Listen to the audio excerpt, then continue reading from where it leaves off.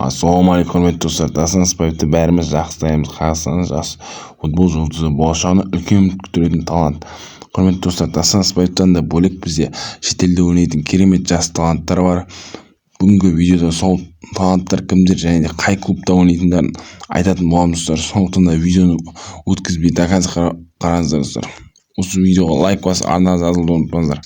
Сіздермен бірге Санчолаев арнасы.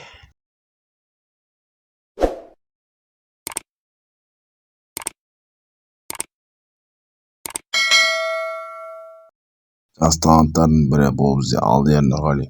Ол бізде Испания лигасы Леванте клубында ойнайды достар. Бұл ойыншы бізде жартылай қорғаушы, Алматы қаласында дүниеге келген, туған жылы 2008 жылы 11 наурыз достар. Келесі жас талантымыз бізде ол Алангер Смах. Бұл бізде түркиялық Бешикташ клубының ойыншысы. 2008 жылы 28 мамырда дүниеге келген достар. Бұл да бізде жартылай қорғаушы, өте талантты ойыншылардың бірі.